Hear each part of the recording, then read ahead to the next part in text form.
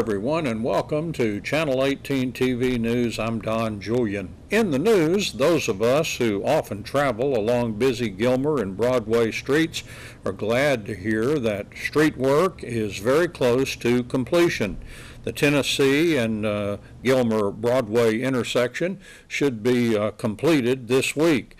Dump trucks hauled in fresh asphalt Wednesday morning as crews worked on leveling the roadway after finishing an important drainage project.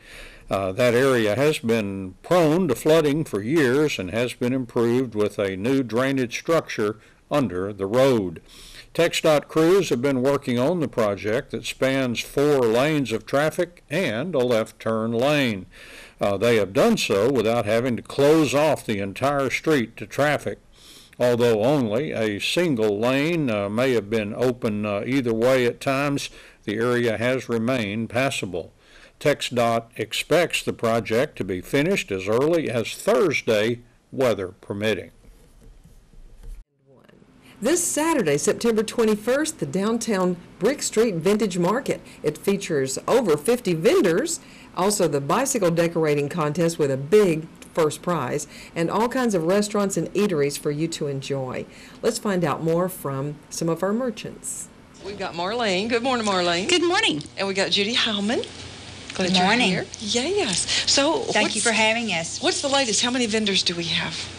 Well, this is what I don't want to jinx it by counting the unpaid, but I do have, we have vendors coming in that have just called in the last couple of days. So it's going to bring our total up to 52.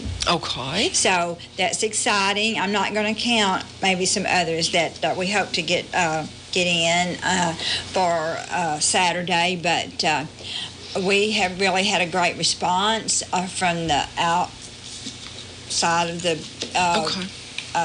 community. They're coming from everywhere. We have a great selection this year of a lot of different, a variety of vintage items. Okay. So handmade soaps. We also have vintage jewelry. Okay. I have a lady that's going to bring, she's downsizing in her vintage kitchen, and so she's bringing a lot of fun things from the past. That's the from kind her of stuff we like to kitchen get into. that she's going to sell. So that's going to be exciting. We have refurbished furniture and clothing. Right, and a lady came by the other day, and she's making stuffed animals. Now, that sounds really neat. Be great Christmas gifts. Okay. Oh, man, yes. And then another lady, I think, came by, and she does a lot of embroidery and some kind of dolls that she makes. Yes. Mason jars. Yes. So there's going to be some creative people there for sure. It's going to be fun. Fun shopping. I love shopping things for Christmas gifts that you can't just buy everywhere. That's for sure. And they will be here this Saturday. Lots of handmade items. Saturday, September 21st, 8 a.m. to 6 p.m. Is that right? That's right. Where? Downtown? Downtown on the square. That's right. So if you're coming down off the interstate, you just come straight, and when you get to our downtown, the road will be blocked off, so you'll need to park in the parking area that's before that or around the outside edges of the square. We do have a lot of parking around the outsides of the square. I know you don't realize that.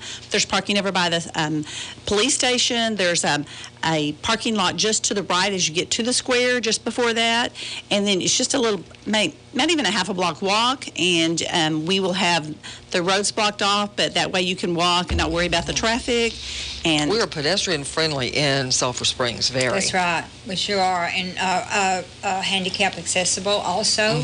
So everyone come out, enjoy. We're also,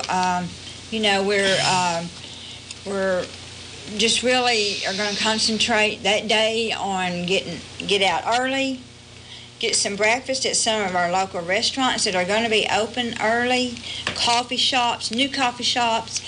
And so let's get an early start and spend the day with us. And what about those vendor bags or market bags? Yes, we do have some really cute little market bags available, and there's only a limited number, so you need to come early, and you'll need to come to our registration table to pick that up. Also, at the registration table, you will find coupons for a lot of the businesses around town. I own a boutique, so of course I'm going to have a coupon there for you to come and shop in our shop, but there's lots of other businesses around that'll have coupons there. So take advantage of those extra savings you can have and stop by that information booth. And Judy, is that located there near the Magic Scoop? Is that what I understand? It's going to be between the Potato House and the Magic Scoop. The registration table? Yes, and that's on Conley Street. And that's, of course, just, where the banks are at, just across the street from City National if you're from out of town or anything. Okay. But just ask anyone. We're all friendly to help guide you around and make sure you have the best experience here.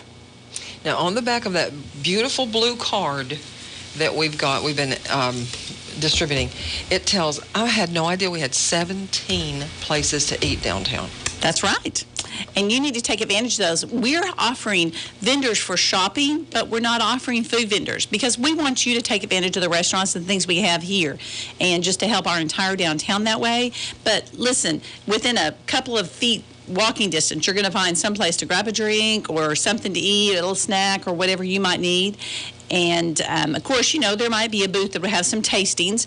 I think that is not Granny's Jellies and Jams going to be there? Yes, she's going to be there. And she always wants you to taste hers. I know that. She's our local jelly maker, and she has great products and always has done really well. She's been with us for the last 2 years. A lot of our vendors are repeat, so well, that just shows that they do have successful sales and a good time. And we have ice cream downtown. We have a winery downtown.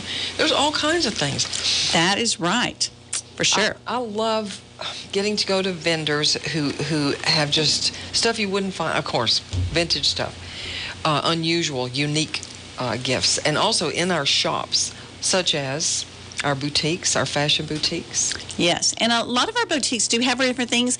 And the wonderful thing about our downtown, I feel like, is that even though we have several boutiques or we have several gift shops, you're not going to find the same items in each shop. That's right. I go to some other towns and I'll look in and I see this in that shop and I go in the repeats in the next shop. But in our downtown, it's not that way. And we love that. And all of our boutiques help to support each other and try to carry a different product to help you be able to see something different each time you walk in or might be able to meet your need. Not that you find what you want in every shop, but hopefully you'll find something. As exciting as this Brick Street Vintage Market is, it's not the only thing DBA does that's going to bring you downtown because we got a car show next month. Well, November. That's right. And this weekend is also the quilt show, which we're very friendly to. Right. That's right, and that's located in the Rock, which if you're coming to our downtown, it's just the big, large building right about maybe a block off of the square. And you could win a door prize there, and they have all kinds of things going on at the quilt show. So you would want to stop in and check that out also while you're here. Also, what is another little contest we have going on, Anola? The bicycle contest? That's the decorating contest. Yes. I tell you, I think that is really exciting that we're offering something else, and there's no age limit to this. A lady that works for me said, could my young daughter enter one? I said, yes, she could. So all you have to do is bring your bicycle. And what time are they meeting, Judy? Okay, we want the entries brought in at 10 o'clock, and they'll bring it, the entries will be taken over by City National Bank on the corner. And I believe that's the corner of Gilmer and Connolly. Okay. And these bicycles, they can be big, small, ever what you think will bring you the grand prize of $100.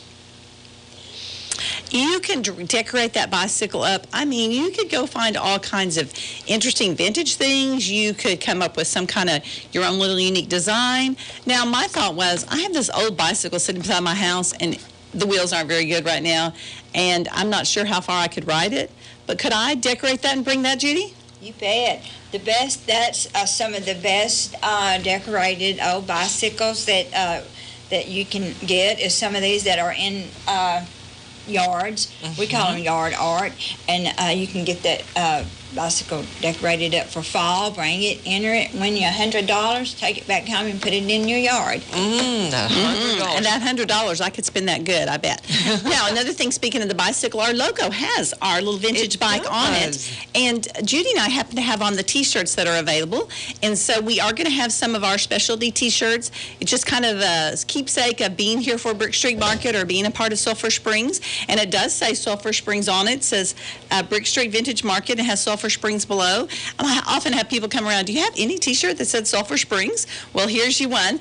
And they are $15. They will be sold at the booth I will have downtown or at my shop. But it's just something extra. If you're interested in one, I only have a limited supply. You're welcome to call the shop and reserve your size if you'd like. Okay. Well, I love the blue. I've loved the red. We have tan. We've had various colors, but I like this blue. That's a great idea. Good. And we have just a little bit more time to talk. Our sponsor is really Downtown Business Alliance, and this is one of the very unique events that goes on through the year by DBA, which we're all members of. I happen to be too, and we like bringing people. It's not hard to get people to downtown Sulphur Springs because they find out they love it.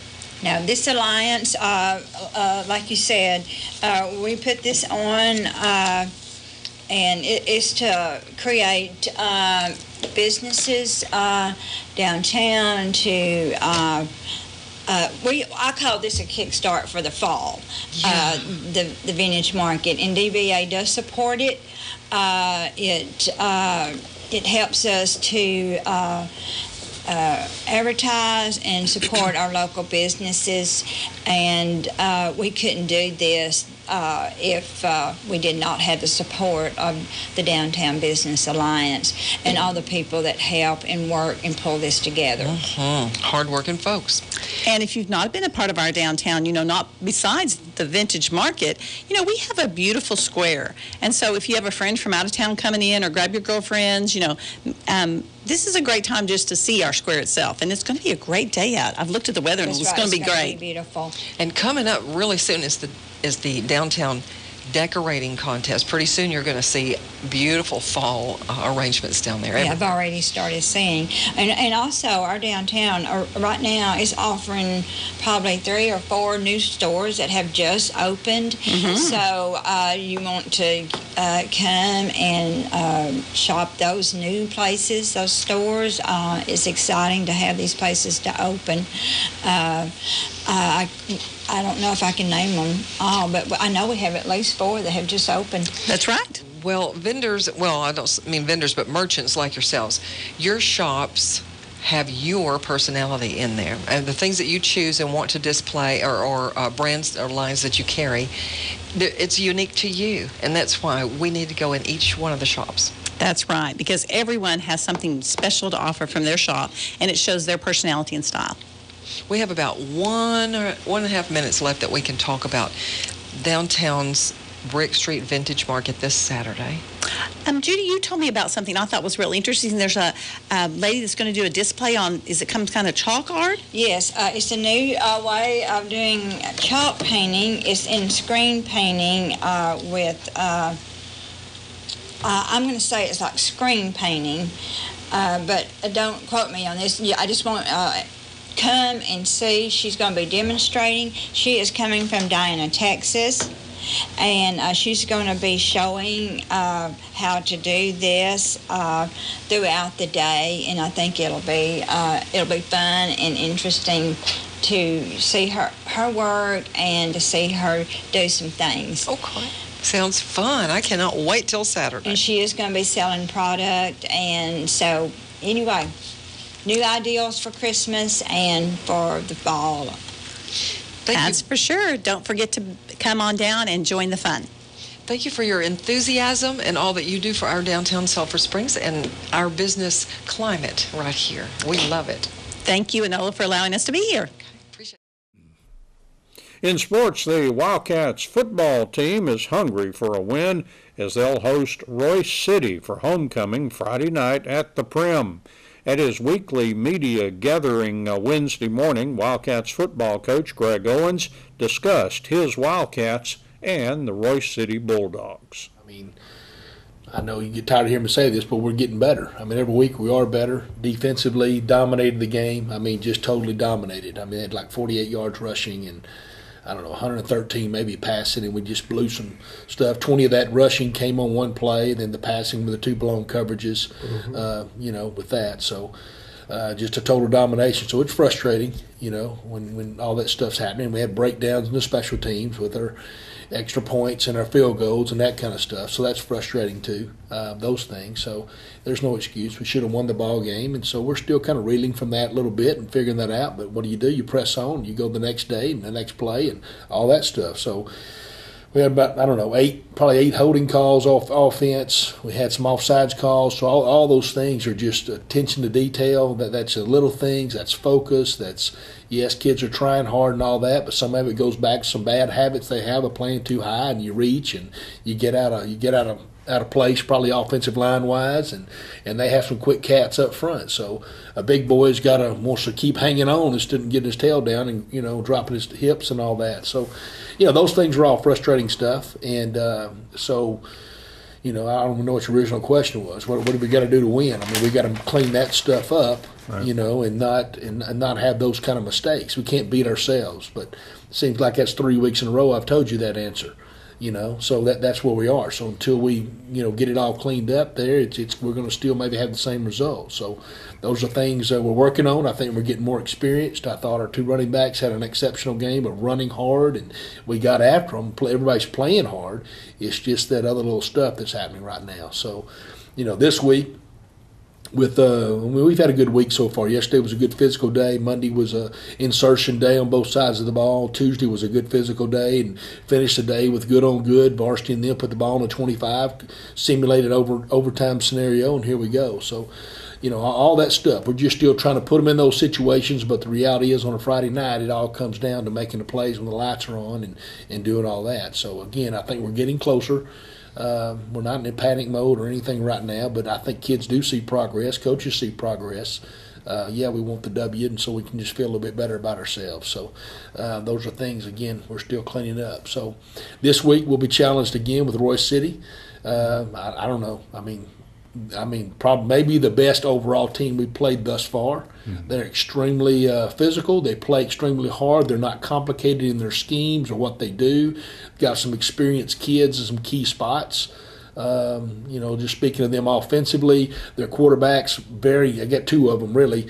They're both kind of shuffling in and out a little bit, but they're both very athletic, can run around. You look at them and say it's not a great specimen, but man, they know how to make plays. I mean, they're just a crafty, Doug Flutie type people. They can move around. They find the open guy, they'll throw it up, they'll give them a chance, to go get a ball, and they make plays on it. So they have a really talented ex-receiver out there. Supposedly he has some SEC offers and all that kind of stuff. Don't get him the ball a lot, or haven't yet. Try to force the ball to him. The coach's son's number 3, Petrov. He was a running back last year. They moved him to slot. Very physical blocker on the edge. Again, big time. Ball is in his hands. He comes in. He blocks for him. He carries the ball. He catches the ball. They're trying to get the ball to him in his way, and I understand why. He's a good player. So he takes you to a lot of the places. Their linemen, not necessarily overpowering, but they do a great job of just covering you up, getting on top of you. Again, good scheme stuff, playing aggressive. All those things. Their kids are smart. They play hard. It's much like the first two teams we played, very disciplined, very structured. Again, not overcomplicated, but they know exactly what they're going to do and how they're going to do it. Defensively, their nose guard, they'll be in an odd. Their nose guard is the guy that makes it all go for them. Their 3 defensive linemen, I think, are their best 3 defensive personnel they have. They're aggressive, physical kids. The nose guards, he's 5'10", 270, but he squats 800. He's a strong kid, a physical kid. He's quick in there. So he gives you some problems, and those other D linemen do it too also. So now the linebackers and stuff, some newer guys, some younger guys kind of in some of those spots. One of the outside's experienced guy, number 14, he's the smallest of all of them, but he's probably the best player of all 4 of those linebackers. So savvy, smart, they know what they're doing. those kind of things. But those front three junk it up in there for you and give you lots of fits. So you got to get on those guys and cover them up and not let them be disrupting too much of your blocking schemes and getting in the backfield and making problems. So, standard coverage. They just try to keep everything in front of you make the mistake. Just keep the volley alive, if you will. Just make you mess up and try to do something that you don't want to do, or that they're force you to do that. So, again, Coach Petrov's team's always well coached. They play hard, extremely hard, aggressive, physical groups. So every year we play these guys. It's been a dogfight. It doesn't matter if it's 9B to the varsity. It's some tough ball games, some fun ball games, some close ball games. I think our sub-varsities went over there last year and lost on a field goal, going to the end. So it's one of those kind of deals. So last year this time, I think we moved this game up to a Thursday night because of weather coming in, and we have another little tropical depression, storm, hurricane, whatever it is. It's going to force some more weather maybe, but we're not looking at moving the game or anything. We think it'll be okay where we're at. So we continue to watch that and get ready for a physical deal. It's a homecoming week for us, and it's one of those things. I don't hope it's not too much of a distraction, but I think our guys are pretty well locked in. Yesterday was good, and we've challenged them to have another great one today on Wednesday. Royce City victories over Frisco Centennial. I believe that's Johnny Irvin's team. Johnny moved. He's not there anymore. Oh, he's not there anymore. No, he's not. Johnny's at Chapel Hill. Oh, okay. Frisco Centennial and also Garland. Garland not bad. They're 2-1. So, yeah, it's not bad. They're not. The big deal right now. They're coming in with a lot of confidence. They were off last week. So they had an open week. So we're hoping maybe they'll be a little bit rusty. I don't know, but it's early to have that game. But because of our district play and the way it is, then that's just how it fell for those guys. They were off. The number they drew was the first district ball game opener. So, they just happened to have it that early. So they've got 2 under their belt in the scrimmage, and we had the opportunity. I think it's very helpful to us. We had the opportunity to see them scrimmage. They scrimmaged on a different night, so we got to see them live and in person. So you can evaluate personnel a lot better when you see them live. The Lady Cats volleyball team played competitively Tuesday in their home gym, but still came out on the short end of a 3-0 score against Wiley East. After the match, I talked courtside with Lady Cats volleyball coach Bailey Dorner, who starts by giving us some stats from the match. Brooklyn Burnside was 7 for 14, so 50% in kills. Sadie Washburn had 14 kills. She also had 11 digs. Shella Moya had the team high with 12 digs. Peyton Hammock with 25 assists. And we only had 3 blocks on the night, but 2 of them coming from Brooklyn Burnside and 1 from Sadie Washburn. Oh, okay. What are your thoughts on this one? They're a tough team to play, seem like always. They're a good team. They kind of exposed our weak spots at some things, but it was a good match. I like to play these tougher teams a little bit closer to district. We can see what we're lacking in, and we can use the rest of this week since we're off on Friday to just get better. And then Tuesday play community, which will be a tough team, and then start district next Friday. Yeah, Wiley East came in with a 12-12 record, but I talked to their coach and it sounded like they played every team named Frisco, and they just play a good competitive schedule and kind of not worry about wins and losses until they get into district. But they do really challenge you out there. Yeah, it definitely showed, that they've played some tough teams at higher competition. Anytime we would get the momentum from them, they took it right back. It's just a back and forth, and they did a great job of keeping the momentum when they had it, and just wherever we weren't, they put the ball there.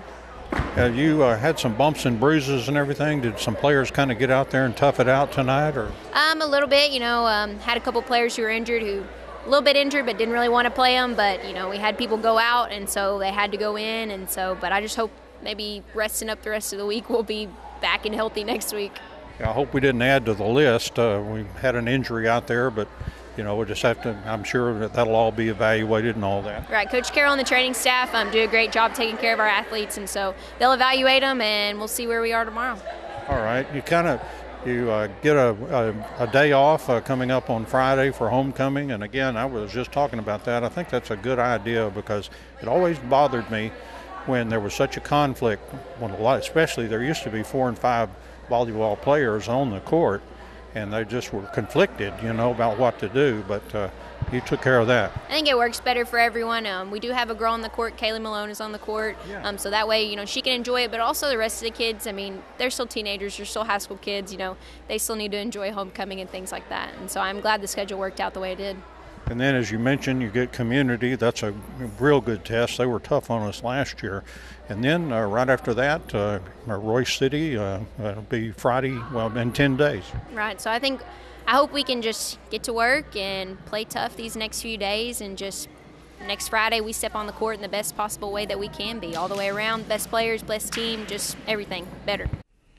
The Lady Cats are now 18-10 for the season. Well, Texas High has dominated district tennis for more than 2 decades against all district foes.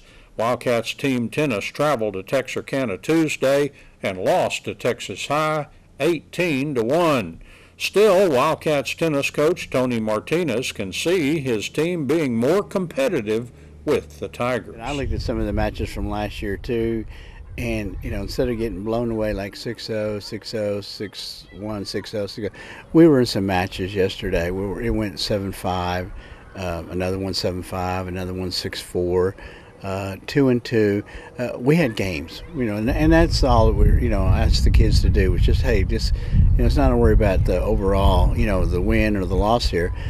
Play, to the best that you can play today, and get some games, and that's what we're going to measure your success with.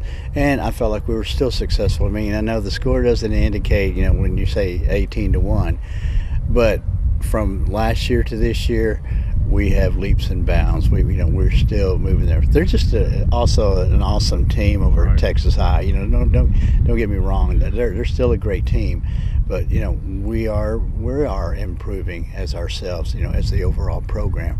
I can see the improvement there. And you got your number 1 boys singles, number 1 girls singles together on that mixed doubles, and they got the win for you. Yes, they did. They have been, time and time again throughout the year. We would like to see what might have happened, with the match that we didn't get to play them together against Lindell, I believe. But, we can worry about that next spring if we get that far with the mixed doubles. But as for this, we should be able to place them at as high as first place or second place in the district, for overall team. All right. So now it looks like you're going to be a 3 seed based on what you've got left. Mount Pleasant's having a hard time getting a team together. Royce City doesn't field one, so basically we are where we are. I felt like we are where we're at, and I just felt like we're just going to be sitting at 3rd place this season, and that's where we ended up last year too. But it's still ahead of Greenville. We felt like you got to take your, the teams that you have and make the best of it. And we did with, we had our chance with Lindell. And so we're still pleased with the season. I'm hoping that Royce City does come back into the fold next year. Mm-hmm. They hired a tennis coach, a full-time tennis coach. So with that, we felt like we're going to, get another team in here in this district, hopefully where we can have, a little bit more playing time. All right. So right now, basically, I'm sure you're just starting to try to get the team to improve as you look forward to by district. True. That's what we talked about this match yesterday. It's not all about the winning part. We wanted to start working on things that we have been working on, be it double strategies, be it single strategies. Where are you going to take the next ball? I wanted them to think on the court. We're preparing, I always like to look at the big picture. We're looking down the line. But, it could be Jacksonville or Hallsville, one of the 2 teams that we've already faced this season. Yeah. But we didn't have a full team when we faced these teams. So we felt like we have a chance. But we wanted to just, do the things that we worked on at practice and do it yesterday. If you didn't lob, hit drop shots. If you do drop shots, hit lobs. We, mix it up and work on those, all aspects of the game, not just, get out there and lose. So they did everything, the things that we, practiced this whole week we're still practicing, for next week against Mount Pleasant. Mm-hmm. But we are looking, and we felt like, we're going to hopefully peak where we want to be in about 3 more weeks. That's Channel 18 TV News. I'm Don Julian. Thank you for joining me, and so long, everybody.